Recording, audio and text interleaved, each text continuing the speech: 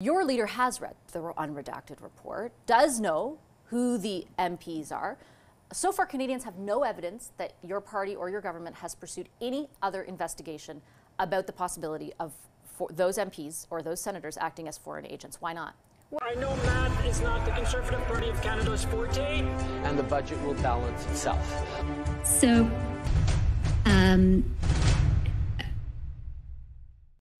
Welcome back. Today we have Jennifer, and she's going to talk about foreign interference with Vashi. And Michael Chung will be there, the PC conservative that said that he was actually had pressure from China. And he was very open about that. Let's have a listen to see what Jennifer has to say. She's the one that says, oh, boo-hoo, suck it up. Don't worry about the people that have committed treason in Canada. Let's have a listen. Report that concludes there is, quote, troubling intelligence that some parliamentarians are semi-witting or witting participants in the efforts of foreign states to interfere in our politics. Now the opposition Tories are urging the federal government to name names. Canadians have a right to know who and what is the information. Who are they? The leader of the opposition knows very well that no government, including the government of which he was a member, is going to discuss particularities of intelligence information publicly, so he knows better than that. But the feds and the chair of the committee responsible for the report say it's up to law enforcement to decide if any MPs broke the law. In a statement, the RCMP says in part that it can, quote, confirm there are investigations into a broad range of foreign interference in Canada, including matters which intersect with democratic institutions. The RCMP, the statement goes on to say, though, will not provide comment whether there is an active criminal investigation into any parliamentarian. The report also states China and India are the most prominent perpetrators when it comes to foreign interference in this country. So should Canadians know who these parliamentarians are? Jennifer O'Connell is the Parliamentary Secretary to the Public Safety Minister. Michael Chong is the Conservatives' Foreign Affairs critic. And Alistair McGregor is the NDP's Public Safety critic. Hi, everybody. Good to have you here today. I appreciate you making the time.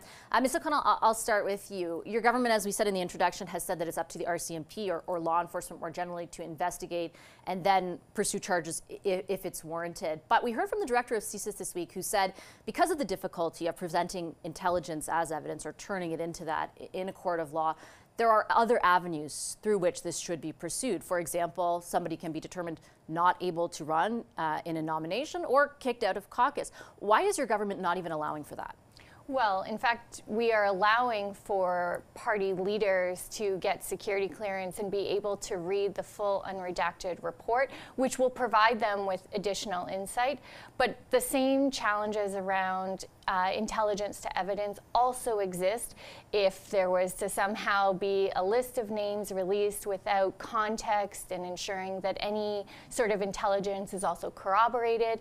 We think that the rule of law in this country and democracy relies on the fact that there needs to be that evidence, there needs to be that independent investigation. But we are allowing for leaders, and I believe the NDP leader, Jagmeet Singh, as well as Elizabeth May, the Green leader, have agreed to have their security clearance continue and read the full report, and they can make also determinations if it impacts them. Sure. So my question, though, is about what your party and your government is doing, and I have questions for the opposition about what their leaders are going to do in a moment. So the question was, why don't you have these people that committed treason not run in the next election? And all she said is that the other party leaders, that is not Trudeau, because Trudeau has actually seen it, but she talks about Jagmeet Singh and the Green Party. She doesn't talk about Pierre getting clearance. Like, that's sort of strange too. So basically, she didn't even answer the question, because these people that committed treason, well, look in their bank account, their T4 forms, mortgages, who they have it with, a Chinese bank or some Asian bank, then look how much money they got. So why don't you just do it that way? And I think it's important to convert what she says into what she actually really meant by it. Let's have a listen. Your leader has read the unredacted report, does know who the MPs are. So far, Canadians have no evidence that your party or your government has pursued any other investigation about the possibility of those MPs or those senators acting as foreign agents. Why not? Well, I wouldn't say that's accurate in the sense that, as the ministers confirmed, the director of CSIS as well, is that this information is in the hands of law enforcement and it's shared there. And it's actually not. There's no confirmation of that. The RCMP won't confirm that. No. And not everything has been referred according to the NZCOP report. But Vashi is right on target. I think she's better than that other guy that used to run Question Period. She's asking straight out that what she is saying, Jennifer, is false information. This from the same party that wants to monitor the internet for fake information. Go figure, right? Let's keep going. But this is the point that if there is intelligence that has corroboration and leads to evidence, that there are mechanisms and there are laws in this country to deal with that. In addition to that, what my colleagues here and I'd like to acknowledge the hard work that Mr. Chong and Mr. Mr. McGregor is doing on the additional enhancements with C-70 to deal with the CSIS Act, which would actually give us more tools in information sharing in situations like this. So there is action being taken, but it's important to remember that intelligence is like a piece of a puzzle, and that it's the entire puzzle that forms the evidence, and it's something that we have to stay focused on. Well, just to be clear, the RCMP actually, prior to C-70 and a whole lot of other things that your government could have, or in the case of some of the advocates should have done, asked for legislative means to be more able to turn intelligence into evidence. That is not part of the new legislation that you introduced, and the RCMP commissioner told me that one-on-one. As far as the bar that is required in order for your party to act at all on the possibility of foreign agents, why is it an evidentiary bar? Why is it that there has to be a conviction or the RCMP make that determination? The Prime Minister had no problem when it came to accusing India of being behind the murder of a Canadian citizen to rely simply on intelligence and say in the House of Commons that that was the case. I don't think anybody... All very true. It was very shocking that Trudeau stood up and accused India of assassination, really. And he was just in India, came back and he made such an accusation. No problem, just the words got boom, and you know why? Because he needed that information in a positive op-ed for Trudeau. That's the only reason that he cared about that. Let's keep going. He suggested that the party can't take measures when it comes to serious allegations, and I don't think anybody's suggested that it would require criminal charges, but there are party mechanisms to do so. It's something that would have to be based, though, on corroborated evidence and intelligence, and a determination can be made. But these pieces are also moving as more information becomes available. And I think that it is incumbent on everybody to take this seriously and to look at processes to put in place measures when there are serious allegations. Just very quickly before I move on to your colleagues, am I to infer from that your party has investigated this, that you have looked into the possibility of there being foreign agents and determined that there are not? Because I'm not clear. You at first did say it has to go to law enforcement. Now you're saying there's other mechanisms. Have you pursued any of them? No, what I said earlier was that to the calls to release names without caveats, without context, is something that in this country we rely on the rule of law. When it comes to party politics and the nomination process and the green light process, nobody's been kicked out. So I'm assuming that means your party has not determined anyone to be guilty of what this report says. I don't think that's an accurate assumption to make. And I think so what is accurate? Well, I think what's accurate is that those who have the security clearance can review the information, can determine if there is another process or more work needs to be done. But making these hypothetical accusations of who is or isn't involved without context and corroboration of intelligence to evidence, I think becomes very problematic in that becoming the party process in this country. Okay, I'll circle back to that in a moment. I want to bring Mr. Chong into the conversation because you heard Ms. O'Connell talk about, I think what was referenced this week in testimony from both the NSIA, the National Security Advisor to the Prime Minister, and the head of CSIS, both of whom essentially said just because your leader is briefed on this intelligence does not mean that he can't act. In fact, it means he could act on that information. You had thought last week when we did an interview then that would not be the case. Why not get briefed? Why could Mr. Poilievre now not just get that information and then act on it? Well, I think they're not correct in saying that. Here's why. What the Prime Minister is asking Mr. Poilievre to do is to essentially tie his hands behind his back. And here's why.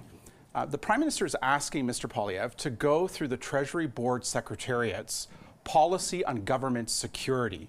That's the same process that other individuals, for example, on NSICOP have gone through.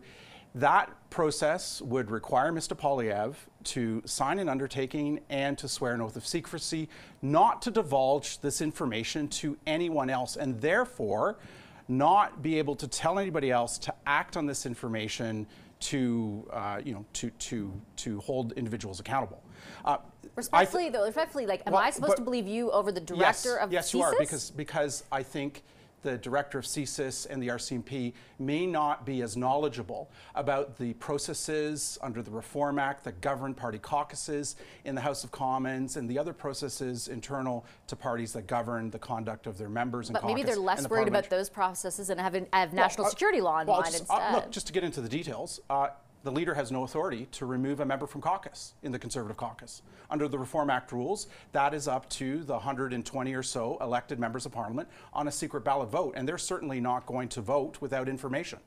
The point is, though, is this. But what if Mr. Poilievre were to say, it's this person that I have learned has national security concerns? Nothing specific, just I'm very concerned about national security. You don't think that MPs in your party would understand what that means? As I understand the Treasury Board Secretariat's policy on government security, Mr. Poilievre would not be able to divulge the identity of any of those individuals to anyone else, which is the same reason why the NSICOP committee is unable to divulge the names of the individuals. And so the Prime Minister is asking the leader of the Conservative Party to tie his hands behind his back, to sign an undertaking, to swear an oath of secrecy that would prohibit him from acting on that information by instructing others or telling others what happened so that action could be taken. It's not a policy that the Prime Minister himself is subject to.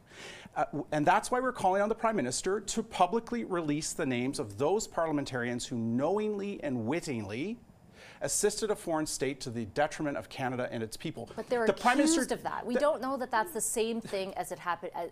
No, for sure. They are. And to throw their names out there, I mean, you're accusing someone of treason. It's exactly what the Prime Minister did last September, when he revealed classified information about another foreign interference threat. Well, we didn't criticize. I get the point. I challenged Ms. O'Connell on the same point. We didn't criticize him. We didn't criticize the government for releasing that information. We criticized the government for the way in which they handled the release of that information. That's the fine point. I remember the criticism standing. Why make it public in this way without meeting a specific bar? This is just intelligence. But that did not concern the conduct of a member of the House of Commons.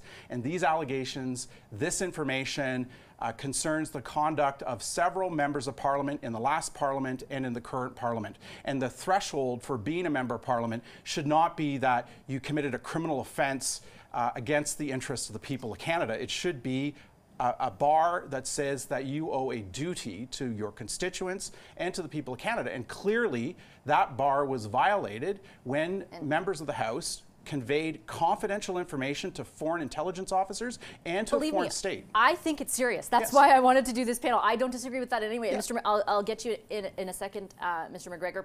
But just on the point of whether or not, like, I understand that you have a view of what happens when Pierre Poilievre is briefed. The accusation from the government is essentially he doesn't want to be briefed because he wants to make this political. Do you have, I mean, look, I'm just asking you to respond. Is it worth a conversation with Mr. Vigneault? Is it worth a conversation with the NSIA to discuss why their interpretation is you can act and why yours is not? We have been anything but political or partisan on this issue. We have never raised the issue of the member for Don Valley North in Parliament till the reports that have come out recently. We have never suggested that any other member of Parliament of any particular party is responsible for these foreign interference threat activities. The fact of the matter is this. The report itself, the NSICOP report, said that as far back as 2018, the Prime Minister was told about national security threats to Parliament and to our elections. He was told that the measures in place at the time were not sufficient to protect Parliament. He was told at the time that he needed to take additional actions to protect Parliament. In fact, the most senior civil servants 3 times went to him for approval for an action plan to protect Parliament. He withheld that approval. And through all of this, he has failed to act. But I've asked them a lot of questions about that. I'm just asking you, why not get more opinions, have a conversation to find out if you can get that info. If someone's in your caucus, don't you want to know? We want to know the names of the members of Parliament who colluded with foreign states to the detriment of Canada. We want those names public. We want them public now. And those people, regardless of the caucus in which they sit, need to be held accountable. And that needs to happen now. We're calling for the release of all those names. Okay, Mr. McGregor. Well, we should know all the names and know that it doesn't even matter the context. We should all see that report. And I guarantee it's been going on for years. Trudeau has been told about this. He did nothing because it benefited him. Let me know in the comments. Do you think that's why Trudeau won't say anything? Because it just benefits him exactly. And